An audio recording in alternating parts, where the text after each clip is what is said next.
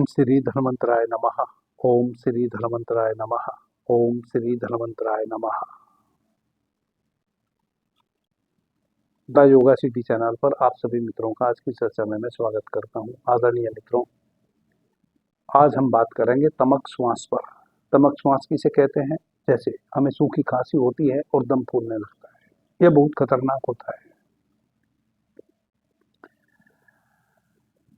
खांसी हो गई है और सूखी हो गई है, खांसते खांसते कई बार तो रोगी का मूत्र तक निकल जाता है। कई बार खांसते खांसते ऐसा हुआ है कि रोगी की आंख निकल के बाहर गिर गई। सूखी खांसी बहुत खतरनाक होती है, और यदि सूखी खांसी के साथ दम भी फूलने लगे, यानी कि दम्मा भी हो जाए, तब तो यह और भी ज्यादा खतरनाक हो जाती है। आदरणीय मित्रों, दम्मा बहुत खतरनाक रोग है।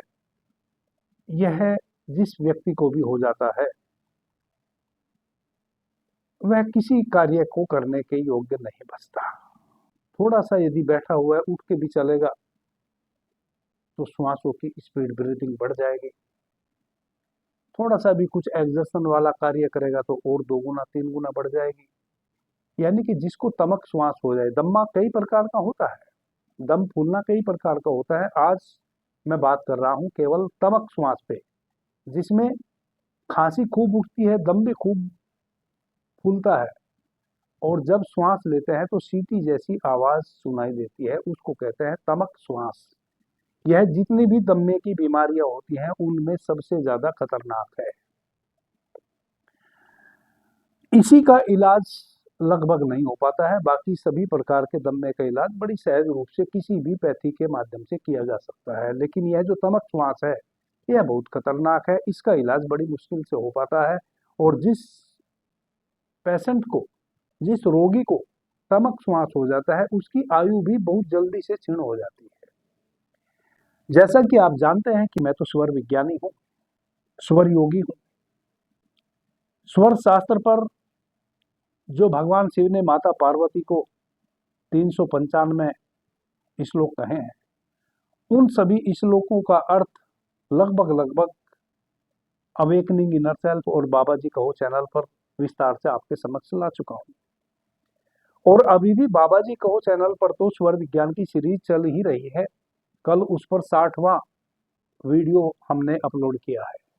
तो यदि स्वर विज्ञान की दृष्टि से देखें तो तमक श्वास वाले जो रोगी हैं, उनकी आयु बहुत ही कम हो जाती है, क्योंकि भगवान शिव स्वर विज्ञान में माता पार्वती को कहते हैं कि हे देवी, एक व्यक्ति 24 घंटे में 21,600 टाइम श्वास लेता है। 21,600 टाइम। उन श्वासों पे यदि वह नियंत्रण कर ले तो उसकी आयु और भी बढ़ जाती है। भगवान शिव समृद्ध विज्ञान में माता पार्वती को कह रहे हैं कि हे देवी, और यदि कोई स्वस्थ व्यक्ति 21,600 टाइम ही 24 घंटे में श्वास लेवे, तो भगवान शिव कहते हैं कि उसकी जो आयु है वह 100 वर्ष की होती है। जैसे ही किसी रोग के कारण, या कोई कामुक व्यक्ति है, या बहुत क्रोधी व्यक्ति है, या फेफड़े की किसी बीमारी से ग्रस्त है, लंग्स की किसी बीमारी से, व्याधि से ग्रस्त है, तो जितने अनुपात में वह ग्रस्त है, उतने ही अनुपात में उसकी श्वासों की संख्या 24 घंटे में बढ़ जाती है, और उसी अनुपात में फिर उसकी 100 वर्ष से आयु भी घट जाती है। और इस विषय पर मैं विस्तार से चर्चा कर आया हूं, और अभी भी कर रहा हूं अपने दूसरे चैनल पर। तो जो दम्मा के रोगी हैं, जो तमक श्वास के रोगी हैं, उनकी आयु वह कभी भी 100 वर्ष जी नहीं सकते। वह मुश्किल से 50 से 60 वर्ष की आयु ही जी पाते हैं। यदि उनको वह 25-30 वर्ष की आयु में यह रोग लग गया हो, तो फिर वह 50-55, अधिक से अधिक 60 वर्ष तक की ही आयु जी पाते हैं। वहीं तक वह बिल्कुल 100% बूढ़े होके और इस देह का त्याग कर देते हैं।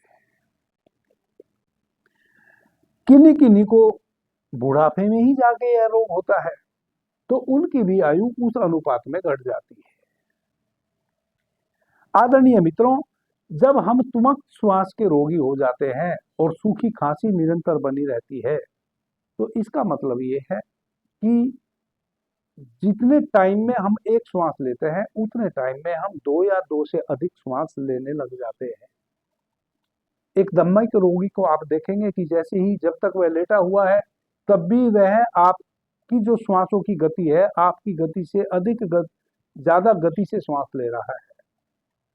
लेकिन यदि वह उठ के बैठ जाए तो उसकी गति और बढ़ जाती है, और यदि वह उठ के चलने लगे तो आपसे 2 गुना 3 गुना तक उसके श्वासों की गति बढ़ जाती है। उसी अनुपात में उसकी आयु भी क्षीण हो जाती है। एक बात। दूसरी बात, यदि आयु की फिक्र हम ना करें, आयु की चिंता यदि हम ना करें,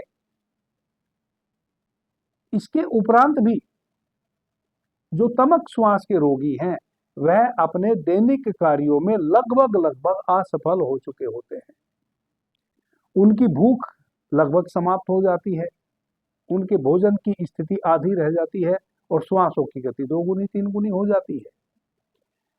कोई भी शारीरिक बल लगाकर वह कार्य नहीं कर सकते, और शारीरिक बल लगाकर कार्य नहीं कर सकते यह तो है ही। यदि उनके मस्तिष्क में कोई गहन विचार चलने लगे किसी विषय पे, उनको गहन मंत्रणा करनी पड़े, कोई विचार करना पड़े, कोई गुत्थी सुलझानी पड़े, तब भी उनके श्वास की गति बढ़ जाती है। कुल मिला के तमक श्वास का जो रोगी है वह सोच तक नहीं पाता है सूक्ष्मता से किसी विषय पर, और किसी कार्य को करने योग्य तो वह होता ही नहीं है। और यह रोग छोटे बच्चे से लेकर बड़े बुजुर्ग तक कभी भी किसी भी अवस्था में किसी को भी पकड़ सकता है। इस रोग की उत्पत्ति होती कैसे है? वह होती है खांसी से ही। सबसे पहले आपको खांसी हुई, आप किसी चिकित्सक के पास गए, आपने चिकित्सक को जाके कहा कि भाई मुझे खांसी है, और तुरंत ही कोई ऐसी औषधि दीजिए कि मैं तुरंत ठीक हो जाऊं।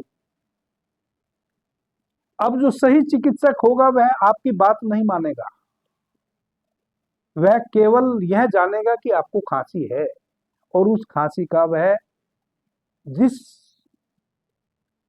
पद्धति से वह चिकित्सक आपकी चिकित्सा करना चाह रहा है, उसका जो नॉर्म्स है, उसके जो नियम है उस चिकित्सा पद्धति के, उसके अनुसार ही आपकी चिकित्सा करेगा। लेकिन लगभग लगभग 75% चिकित्सक वैसे हैं जो अपयश ना मिले इस कारण से आपकी बात को मान लेते हैं और आपको वैसी औषधियां दे देते हैं जिससे कि तुरंत आपकी खांसी बंद हो जाए। क्योंकि यदि तुरंत आपकी खांसी बंद ना हुई तो फिर आप बाहर आके कहेंगे कि देखो 8 दिन से या 15 दिन से मैं फला चिकित्सक की औषधि ले रहा हूं और मुझे कोई आराम नहीं मिल रहा, अब लगता है कि मुझे दूसरा चिकित्सक बदलना पड़ेगा। उससे दूसरे लोगों पर भी उस चिकित्सक के प्रति एक नकारात्मक स्थिति बनती है कि इसका मतलब है चिकित्सक अच्छा नहीं है। तो वह चिकित्सक भी इतना रिस्क भला क्यों लेगा कि उसके विषय में कोई नकारात्मक सोचे। तब फिर वह क्या करता है, वह आपको वैसी औषधि दे देता है जिससे आपको तुरंत रिलीफ मिल जाए। अब उस तुरंत रिलीफ मिलने के चक्कर में क्या होगा कि आपका कफ सूख जाएगा, और वह कफ सूख कर आपके लंग्स में करीब करीब 6-6.5 हजार छिद्र हैं जो स्पंज की भांति हैं। उन छिद्रों को बंद कर देगा और उनमें चिपक के एक लेयर बना देगा, जैसे दीवार पे प्लास्टर की लेयर बनती है सीमेंट से, वैसी कप की लेयर आपके लंग्स में बन जाएगी। और कुछ दिन तो आपका लंग्स उसको बर्दाश्त करेगा, कुछ दिन के बाद जैसे जैसे वह लेयर आपके लंग्स में बढ़ती चली जाएगी और आपके लंग्स के छिद्र बंद होते चले जाएंगे, तैसे तैसे आपके लंग्स को कम छिद्रों से श्वास लेनी पड़ेगी, और कम छिद्रों से श्वास लेनी पड़ेगी तो उतनी श्वास फिर वापस भीतर आएगी नहीं जितनी श्वास की आवश्यकता है आपके शरीर को, तो आपका लंग्स बार बार श्वास लेने का आदी हो जाएगा। फिर नेचुरली स्वाभाविक रूप से आपके लंग्स को बार बार श्वास लेनी पड़ेगी, क्योंकि जितनी श्वास, जितनी ऑक्सीजन आपके लंग्स को चाहिए, आपके ब्लड को, आपके रक्त को डोनेट करने के लिए, उतनी उतने श्वास से आ नहीं रही है जितना श्वास कम छिद्रों के माध्यम से आपके भीतर लंग्स में आ रहा है। तो जल्दी जल्दी आपका लंग्स श्वास को सोखेगा। एक बात। दूसरी बात, जो लंग्स में कफ ने लेयर बना ली है, आपका लंग्स अब यह भी चाहेगा कि वह उसके जो छिद्र बंद हो गए हैं कफ की लेयर बनने के कारण वह खुले, तो बार बार आपको खांसी होएगी। वह खांसी होएगी इस कारण से ताकि वो फट के कफ बाहर निकल जाए, और कफ तो चूंकि अब सीमेंट की तरह जम चुका, वह निकलेगा नहीं, और खांसी फिर रुकेगी नहीं। फिर तो औषधि से भी खांसी नहीं रुकेगी, तो निरंतर सूखी खांसी भी आपको बनी रहने लगेगी, और निरंतर फिर आपको जल्दी जल्दी श्वास लेने की भी आदत पड़ चुकी होगी। यही है तमक श्वास, और इसको जन्म देते हैं आप स्वयं। यह प्राकृतिक रूप से किसी को नहीं होता, इसको आप स्वयं ही जन्म देते हैं। आदरणीय मित्रों, मैं विषय से विषांतर थोड़ा सा हो जाऊंगा। ऐसी बहुत सी व्याधि हैं जिनको आप स्वयं जन्म देते हैं। आपके शरीर में बुखार है, जब भी कोई रोगाणु आपके श्वास के माध्यम से, जल के माध्यम से या किसी फूड्स के माध्यम से आपके भीतर प्रवेश कर जाता है, उसको मारने के लिए एक विशेष टेम्परेचर की आवश्यकता होती है। और अब जब वह आपके भीतर प्रवेश कर गया किसी भी माध्यम से, श्वास के माध्यम से, जल के माध्यम से, फूड्स के माध्यम से, तो वह बहुत जल्दी जल्दी डेवलप करता है शरीर में। आपका शरीर उस विषाणु को समाप्त करने के लिए अपना टेम्परेचर बढ़ाना शुरू करता है, जिसको हम बुखार कहते हैं। और शरीर तब तक अपने टेम्परेचर को बढ़ाए चला जाता है जब तक उस विषाणु को वह नष्ट ना कर दे, जिसका नतीजा यह होता है कि आपको एक्सर्शन होता है, क्योंकि आपको इतना टेम्परेचर बर्दाश्त करने की आदत नहीं है। तुरंत आप डॉक्टर के यहाँ जाते हैं और उस टेम्परेचर को डाउन करने के लिए औषधियां लेना शुरू कर देते हैं।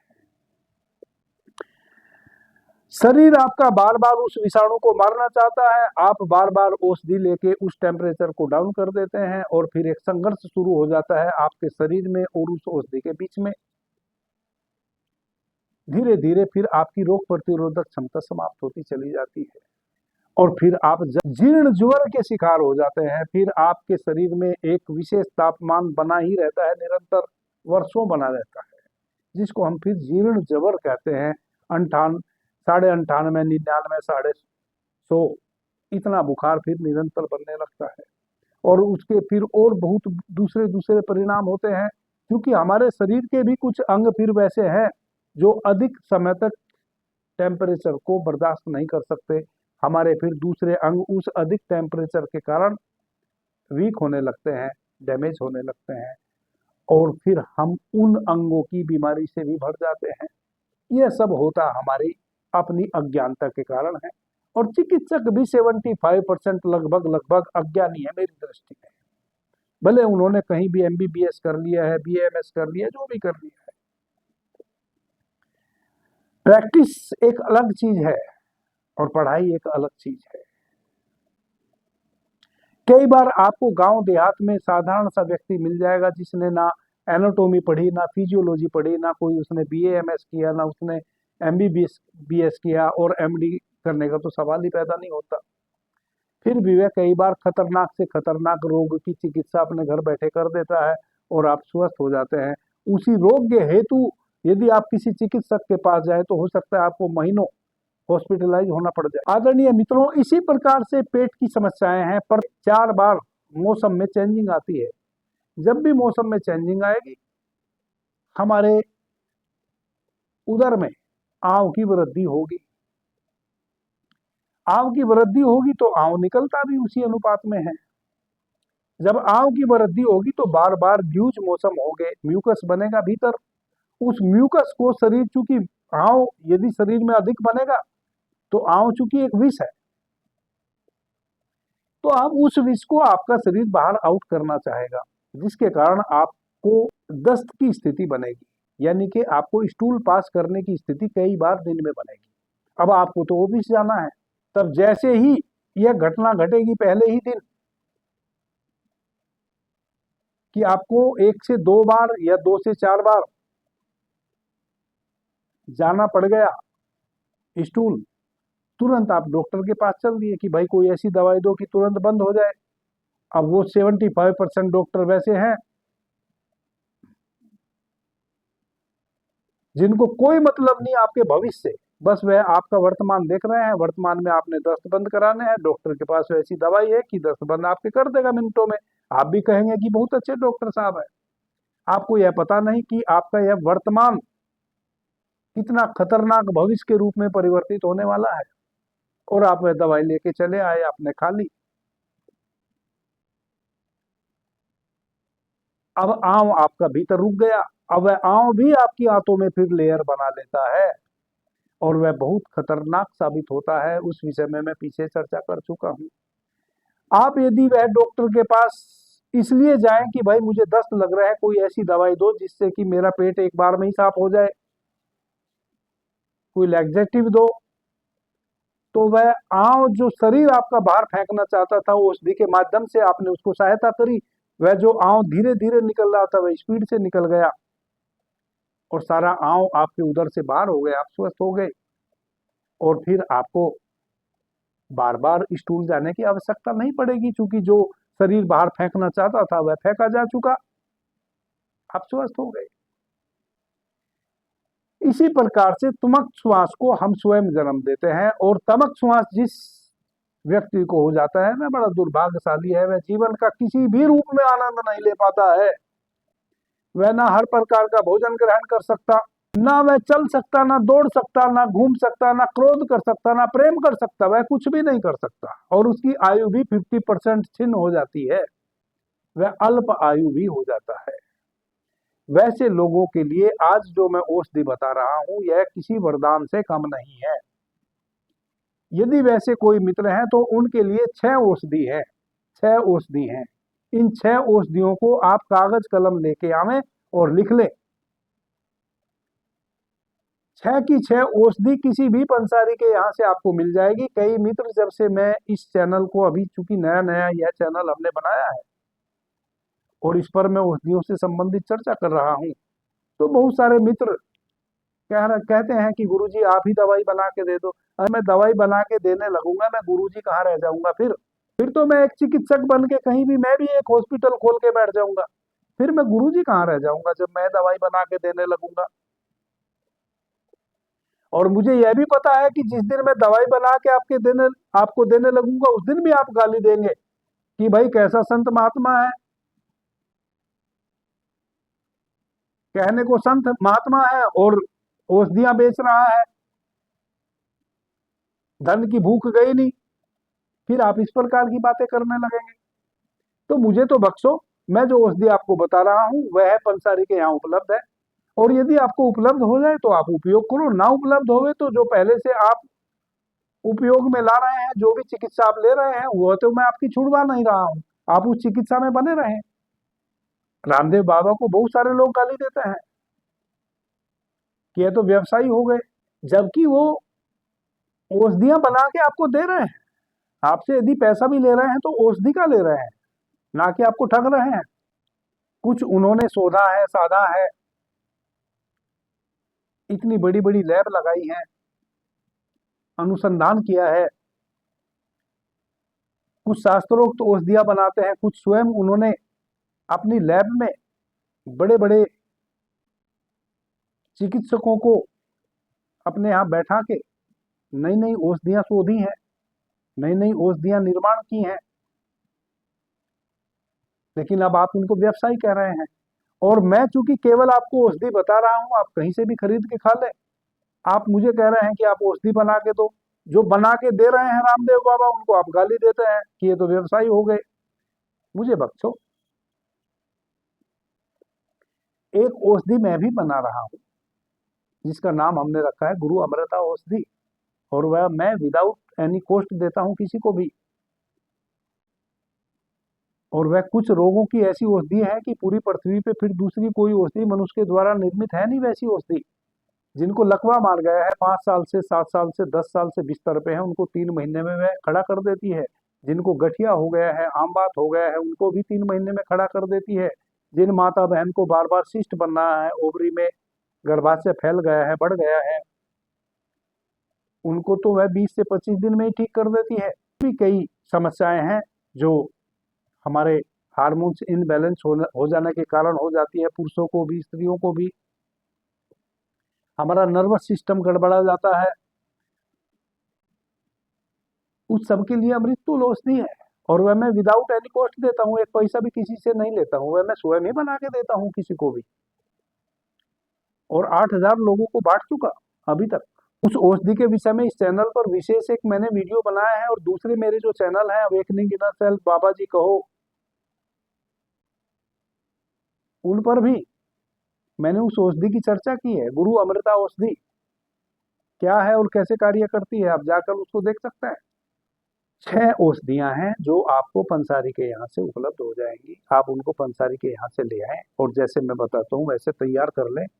आपको 1 सप्ताह में चमत्कारिक रूप से लाभ मिलेगा। पहली औषधि है पीपली, 1 से 1.5 इंच लंबी होती है। हम जब गरम मसाला तैयार करते हैं तो उसमें भी वह डाली जाती है। सहतूत का जो फल होता है वैसी होती है, सूख जाने के बाद ब्लैकनेस लिए हुए काली काली होती है। 50 ग्राम पीपली ले लीजिए, 50 ग्राम आंवले का चूर्ण ले लीजिए। यह आंवले का चूर्ण आपको किसी भी आयुर्वेदिक स्टोर से पिसा हुआ मिल जाएगा। 50 ग्राम मुनक्का, एक तो किशमिश होती है, एक मुनक्का होती है, इतनी बड़ी होती है, उसमें बीज होते हैं। तो 50 ग्राम मुनक्का ले लेनी है, उसके बीज निकाल लेना है। एक एक मुनक्का में लगभग 2-2, 3-3, 4-4 बीज निकलेंगे, वह बीज निकाल लेना है। 50 ग्राम वंश लोचन ले लेनी है, 50 ग्राम लाख लाख ले लेनी है, और 50 ग्राम आपने ले लेनी है मिश्री। ये कुल 6 औषधियां आपकी हो गई। एक बार आप वापस से नोट कर लीजिए। 50 ग्राम पीपली, 50 ग्राम आंवले का चूर्ण, 50 ग्राम मुनक्का बीज रहित, बीज निकाल के, 50 ग्राम मिश्री, 50 ग्राम वंश लोचन, और 50 ग्राम लेना है लाख लाख, जिससे चूड़ियां बनती हैं, वह पंसारी के यहाँ आपको मिल जाएगी। तो यह कुल 6 औषधि हैं जिनको आपने 50-50 ग्राम की मात्रा में लेना है। तो 6×5 या 300 ग्राम औषधि आपकी हो गई। जिन मित्रों को भी सूखी खांसी है, बच्चे से लेकर बूढ़े तक किसी को भी, या तमक श्वास हो गया है, बार बार जल्दी जल्दी श्वास लेना पड़ता है, और कितने भी पुराने समय से है, कितना भी नया है, या सूखी खांसी है, अब यह 6 की 6 औषधि आपने खूब बारीक पीसकर चूर्ण बना लेना है और एक साथ इनको मिला देना है और किसी एयर टाइट डब्बे में भर के रख देना है। अब आ जाते हैं इसकी सेवन विधि पर। 4 ग्राम यह चूर्ण आपने लेना है, इसमें 2 ग्राम गाय का घी मिलाना है और 5 ग्राम इसमें शुद्ध शहद मिला देना है, और इसको पेस्ट बना के उंगली से चाट लेना है। इस औषधि के उपयोग करने से आधा घंटा पहले तक आपने कुछ नहीं खाना है, और इस औषधि को सेवन करने के पौना घंटा यानी कि 45 मिनट तक आपने कुछ भी नहीं खाना है। इस औषधि को चाटने के बाद मुंह में पानी से कुल्ला तक नहीं करना है। एक बूंद भी पानी इस औषधि के ऊपर आपके भीतर नहीं जाना चाहिए, उधर में। इतनी मात्रा में यह औषधि एक बार आपने सुबह खाली पेट लेनी है, दोपहर में भोजन से पहले लेनी है, और रात्रि में फिर भोजन से पहले लेनी है, या फिर रात्रि में आप सोने के समय जब अंत में आप सोने जाएंगे तब भी इसको ले सकते हैं। तो यह तो हो गई औषधि आपकी खाने वाली, जिसको आप 40 दिन लगातार लीजिए। यदि केवल सूखी खांसी आपको है तो 3 दिन में कितनी भी पुरानी खांसी है ठीक हो जाएगी। लेकिन यदि सूखी खांसी के साथ अब तमक श्वास के भी आप रोगी हो गए हैं, जल्दी जल्दी श्वास लेने की भी स्थिति आपकी बन गई है, तो वैसी अवस्था में आपको 40 दिन इस औषधि से ठीक होने में लगेंगे। कितने भी लंबे समय से आपको सूखी खांसी है या कितने भी लंबे समय से आपको सूखी खांसी के साथ साथ दम फूलता है, श्वास आपकी फूलती है, तो श्वास यदि फूलती है तो 40 दिन में, और केवल यदि सूखी खांसी है तो 3 दिन में। 3 दिन में कैसी भी खांसी हो उसको हर हाल में ठीक होना है। और कितना भी पुराना तमक श्वास से आप ग्रस्त हैं, 40 दिन आते आते आपको पूर्ण रूप से स्वस्थ होना है। थोड़ा सा अब आप एक बात का ध्यान रखेंगे कि यदि आपको पहले से कॉन्स्टिपेशन है, जरा सा भी कॉन्स्टिपेशन यदि होगा, पेट आपका साफ नहीं रहता होगा, गैस बनती होगी, तब यह औषधि आप डाइजेस्ट नहीं कर पाएंगे और यह उस अनुरूप लाभ नहीं पहुंचाएंगी जो मैं आपको बता रहा हूं। पेट आपका बिल्कुल साफ स्वच्छ रहना चाहिए, कॉन्स्टिपेशन जरा भी ना हो, गैस इत्यादि जरा भी ना बनती हो। यदि बनती है तब आपको 5 से 6 ग्राम त्रिफला चूर्ण का सेवन करना है, रात्रि के रात्रि गर्म पानी से या दूध से। अभी के लिए इतना ही। आपने मुझे ध्यान से प्रेम से सुना, उससे मैं बहुत अनुग्रहित हूँ। सभी मित्रों को मेरा प्रणाम, धन्यवाद। हर हर महादेव।